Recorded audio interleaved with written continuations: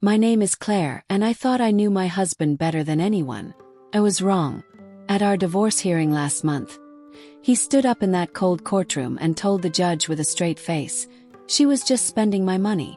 Then my lawyer handed over the invoices. What happened next changed everything I thought I knew about the last 8 years of my marriage. It all started with what I thought was the perfect love story. I met David at a charity gala in Manhattan 3 years into my career as a financial advisor.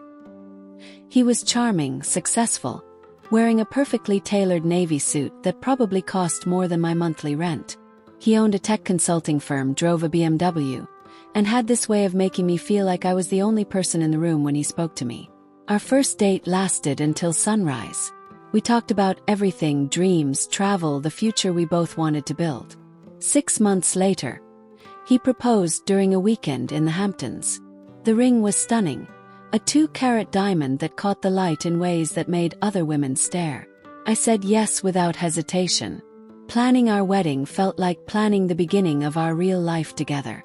We chose a venue overlooking the Hudson River, hired the best caterer in the city, and invited 200 of our closest friends and family. The wedding day was perfect.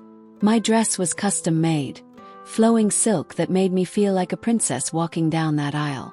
David waited for me at the altar with tears in his eyes, and when he said his vows, promising to love and cherish me through richer and poorer, I believed every word. My parents were so proud. My mother kept crying happy tears, and my father told David he was gaining a daughter but also a best friend. Our honeymoon in Tuscany was like something out of a movie. We stayed in a villa surrounded by vineyards, spent our days exploring medieval towns, and our evenings drinking wine on terraces overlooking rolling hills. David would hold my hand during long walks through cobblestone streets, and we would talk about the house we wanted to buy, the children we wanted to have, the business we might start together someday. I felt so secure, so loved, so certain that I had found my person. When we returned to New York, David suggested I should focus on growing my client base while he handled most of our household expenses. Seemed logical. His business was doing well, he made more than I did, and he said he wanted to take care of me. I kept working, kept building my reputation in financial planning, but I let him manage our joint accounts. He said it would be simpler that way, more efficient. I trusted him completely. The first year of marriage was everything I had dreamed of. We bought a beautiful brownstone in Brooklyn Heights with David handling the down payment and mortgage.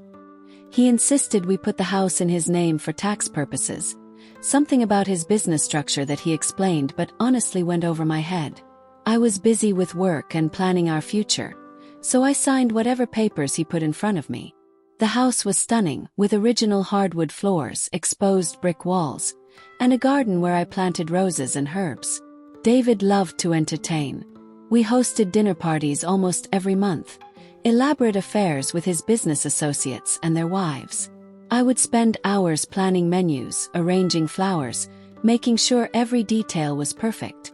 The conversations usually revolved around business deals, investments, properties. I would contribute when I could, sharing insights from my work with clients, but mostly I played the supportive wife, making sure glasses stayed full and conversation flowed smoothly. One evening during dinner with his partners and their wives, I mentioned a new client I had landed, a tech startup founder who needed help structuring his compensation package. David smiled and squeezed my hand, telling everyone how proud he was of my success. But later that night, as we cleaned up, he seemed distant.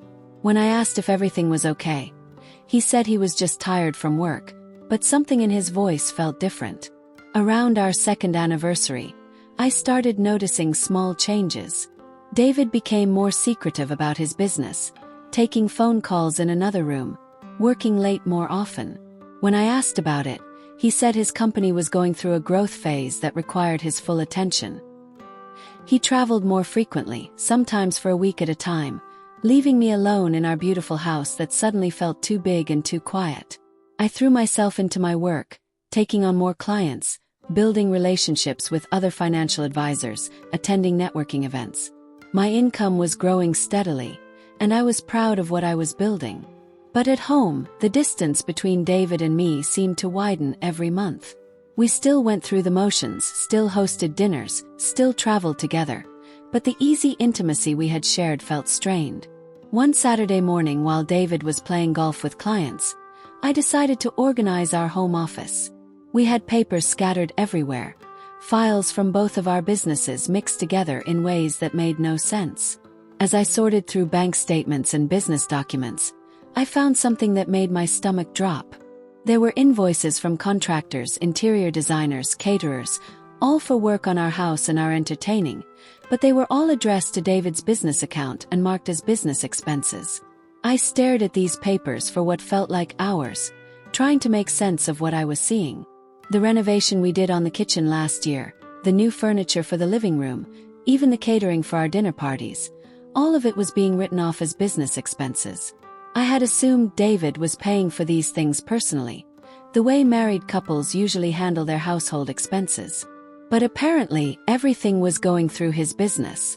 When David came home that evening, sunburned and cheerful from his golf game, I showed him the invoices. His expression changed instantly, the relaxed smile disappearing. He explained that his accountant had advised him to structure our expenses this way for tax purposes, that it was perfectly legal and actually saved us money. I asked why he hadn't discussed this with me, and he said he didn't want to burden me with the complicated details of business tax law.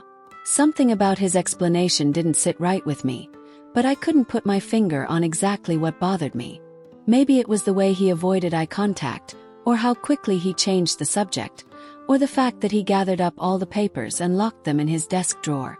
That night, lying in bed next to my husband, I felt like I was sleeping next to a stranger. Over the following months, I started paying closer attention to our finances. I noticed that David was increasingly reluctant to discuss money, always deflecting my questions or giving vague answers about business being complicated. When I suggested we meet with a financial planner together, someone who could help us organize our long-term goals, he said we didn't need outside help because he had everything under control. The breaking point came during Thanksgiving dinner with David's parents. His mother, Helen, was going through old photo albums, showing pictures of David growing up, when she made an offhand comment about how different our house looked from when she visited last Christmas. She said she loved what we had done with the place, but she hoped David wasn't spending too much of his trust fund money on renovations. Trust fund money. I nearly choked on my wine.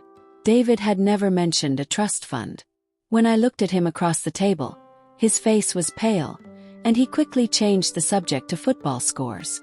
But Helen, oblivious to the tension she had created, kept talking about how proud David's grandfather would be to see his money being used to create such a beautiful home for David's family. After dinner, I cornered David in the kitchen while he was loading the dishwasher. I asked him directly about the trust fund, and he sighed like I was being unreasonable. He said yes, he had inherited money from his grandfather, but it wasn't a big deal and he didn't like talking about inherited wealth because it made him uncomfortable. I asked how much money we were talking about, and he said it was enough to be comfortable but not enough to stop working. That was a lie, and I knew it the moment he said it. I had been working in financial planning long enough to recognize evasiveness when I heard it. David was hiding something significant from me, and it involved a lot more money than he was admitting. I spent the rest of that weekend pretending everything was normal while my mind raced with questions I didn't know how to ask. The following Monday, I did something I never thought I would do. I called my friend Sarah, who worked as a private investigator specializing in financial cases. We had met at a networking event for professional women, and she had told me stories about wealthy spouses hiding assets during divorces. I asked her for advice about how someone might research their own husband's finances, hypothetically speaking. Sarah was quiet for a long moment before asking if I was okay. When I told her about the trust fund revelation and David's increasing secrecy, she offered to do some preliminary research, pro bono, just to give me peace of mind. I hesitated for a week before finally saying yes. I told myself I was being paranoid, that I loved my husband and just needed reassurance that he wasn't hiding anything major from me. 3 weeks later, Sarah called me at work and asked if I could meet her for coffee immediately. Something in her voice told me this wasn't going to be a casual conversation. We met at a small cafe near my office, and Sarah spread a manila folder across the table between us. Inside were copies of public records, business filings, property deeds, and bank documents that painted a picture I wasn't prepared to see. David's trust fund wasn't just comfortable money, it was generational wealth. We were talking about multiple millions, invested in various properties, businesses, and financial instruments. The tech consulting firm he claimed to own was actually owned by a shell company that was funded by his trust. The house we lived in, while legally in his name, had been purchased entirely with trust money. Even his BMW was leased through one of his business entities. But the detail that made my hands shake was a business expense report from the previous year. Every dinner party we had hosted, every vacation we had taken, every piece of furniture we had bought, every renovation we had done, all of it had been categorized as business entertainment or business use of his primary residence. According to these documents, I wasn't David's wife sharing in our marital expenses. I was essentially an unpaid hostess being subsidized by his trust fund. Sarah explained that this kind of arrangement wasn't necessarily illegal, but it was ethically questionable and potentially problematic in the event of a divorce. If David had been categorizing our entire lifestyle as business expenses while keeping his personal wealth separate and undisclosed, I could have grounds for a claim that he had been financially deceptive during our marriage. I stared at those documents until the coffee shop started closing around us.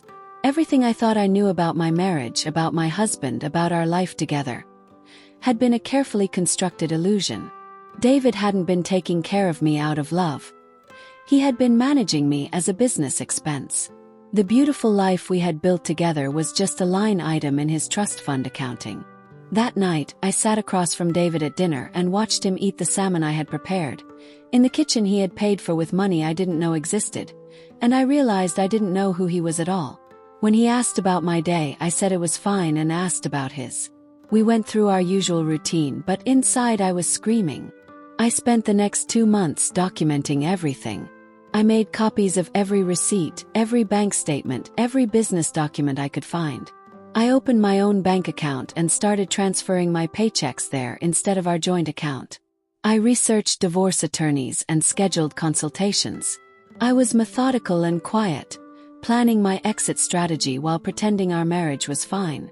The hardest part was the loneliness. I couldn't tell my parents or my friends what was happening because I was still processing it myself. Every morning I woke up next to someone who had been lying to me for years, and every evening I came home to a house that felt like a stage set for a performance I no longer wanted to give. David noticed that I seemed distant, but when he asked about it, I blamed work stress. He offered to plan a vacation, somewhere tropical where we could reconnect, and I almost laughed at the irony. He wanted to fix our marriage with money I didn't know he had, money that would be categorized as a business expense for entertaining his wife. The conversation that ended our marriage happened on a Tuesday evening in February. David was reviewing some business documents at the kitchen table while I made tea, and he casually mentioned that his accountant had suggested we consider filing separate tax returns next year. He said it might be more advantageous given the way his business expenses were structured. I set my teacup down carefully and asked him to explain what he meant by business expenses. David looked up from his papers with a slightly annoyed expression, like I was interrupting important work with silly questions. He said that most of our household expenses could be justified as business costs because we entertained clients in our home and I acted as a hostess for business purposes. I asked him if that meant our entire marriage had been a business arrangement. David laughed and said I was being dramatic, that I was overthinking tax strategy. But when I pressed him for a straight answer about whether he considered me his wife or his employee, his laugh died and his face hardened. He said that he had been supporting me and our lifestyle, that without his financial contribution I would never have been able to afford the life we were living. He said that he had been generous and responsible, and that most women would be grateful for a husband who could provide the way he provided. When I asked why he had never told me about the trust fund, he said it was his money and his business, and that I should be thankful for what he shared with me rather than questioning what he chose to keep private. That was the moment I knew our marriage was over. Not because of the money, but because of the contempt in his voice when he talked about what I should be grateful for. He truly believed that he had been doing me a favor by letting me live in his world, and that I had no right to ask questions about the financial foundation of our life together. I told David I wanted a divorce. He was quiet for a long moment. Then he nodded and said that might be for the best. He said we could handle it amicably, that there was no reason to involve lawyers for what should be a straightforward separation. He suggested I could keep my personal belongings and my car, and he would give me a reasonable settlement to help me get established on my own. I smiled and said that sounded fair, but I thought we should each have our own legal representation just to make sure everything was handled properly. David agreed, probably thinking I would hire some budget attorney who would rubber stamp whatever he offered. Instead, I hired Margaret Chen, one of the most experienced divorce attorneys in Manhattan, someone who specialized in complex financial cases involving undisclosed assets.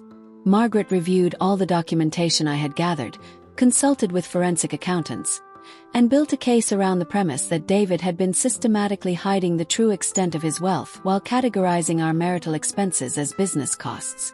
The divorce proceedings started cordially enough. David's attorney proposed a settlement that would have given me $50,000 and allowed me to keep my car and personal belongings. In exchange, I would waive any claim to the house, his business, or any other assets acquired during our marriage. It was insulting, but I let Margaret handle the negotiations while I pretended to consider the offer. Meanwhile, Margaret was conducting discovery, formally requesting all of David's financial records, business documents, and trust fund statements. David's attorney tried to argue that the trust fund was separate property not subject to division, but Margaret countered that David had used trust fund money to pay marital expenses while claiming them as business costs, which created a complicated web of commingled assets. As the legal bills mounted and the case became more contentious, David started getting angry. He accused me of trying to steal money I hadn't earned, of being greedy and vindictive. During one particularly heated phone conversation, he said that I had been living off his generosity for years and that I should be ashamed of myself for trying to take advantage of his success. I let him say his piece. Then I hung up and called Margaret to discuss our strategy for the final hearing. The courtroom was smaller than I had expected, with fluorescent lights that made everything look harsh and unforgiving. David sat at one table with his attorney, wearing the same type of expensive suit he had worn the night we met. I sat at another table with Margaret, wearing a simple black dress that I had bought with money from my own bank account. When it was David's turn to testify, he painted a picture of our marriage that was technically accurate but emotionally hollow. He described himself as the primary breadwinner who had supported his wife's career and provided for her needs throughout their marriage. He talked about the house, the vacations, the dinners, all the things he had paid for, and he emphasized that I had contributed nothing financially to our lifestyle. Then came the moment I had been waiting for. David looked directly at the judge and said, with complete conviction, that I had been spending his money for years without contributing anything meaningful to our marriage or our household. He said I had been living like a kept woman and that now I was trying to claim assets I had no right to. Margaret stood up with a box of documents and asked the judge's permission to present evidence. She spread invoice after invoice across the table, each one showing that David had claimed our marital expenses as business costs while keeping his trust fund assets completely separate. She showed the judge bank statements proving that David had access to millions of dollars that he had never disclosed during our marriage. But the document that made David's face go white was a detailed accounting of all the unpaid labor I had provided as his business hostess. Margaret had calculated the cost of hiring professional event planners, caterers, and hostesses to provide the same services I had provided for David's business entertaining. The total came to over $200,000 in unpaid professional services.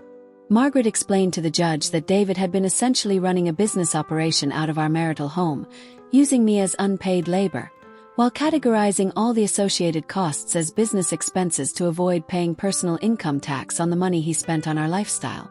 She argued that this constituted financial fraud and that I was entitled to compensation not just as a divorcing spouse, but as an unpaid employee who had been systematically exploited. David's attorney tried to argue that I had benefited from the lifestyle those business expenses had provided, but Margaret was ready for that. She presented evidence showing that David had been claiming tax deductions for money spent on our house, our food, our entertainment, essentially meaning that he had been getting paid by the government to support the lifestyle he was now claiming had been his generous gift to me. The judge listened to all the evidence, reviewed the financial documents, and asked several pointed questions about why David had never disclosed his trust fund assets during the marriage. David's answers were evasive and contradictory, and by the end of his testimony, it was clear that the judge was not impressed with his explanations.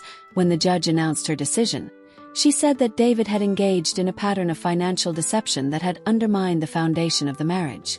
She ordered him to pay me a settlement of $1.2 million, plus ongoing alimony for 5 years, plus reimbursement for my legal fees. She also ordered him to pay back taxes on all the personal expenses he had inappropriately claimed as business deductions. David stood there in shock as the judge explained that his behavior had constituted financial abuse, and that the court would not allow him to profit from systematically deceiving his spouse about their financial situation. As we left the courthouse, David caught up with me on the steps. He looked broken, older somehow, like the facade he had been maintaining for years had finally crumbled. He asked why I had done this to him, why I couldn't have just accepted his generous settlement and moved on with my life. I looked at him, this man I had once loved so completely, and I realized that he still didn't understand what he had done wrong. He still saw himself as the victim, as the generous provider who had been betrayed by an ungrateful wife. I told him that I hadn't done this for the money.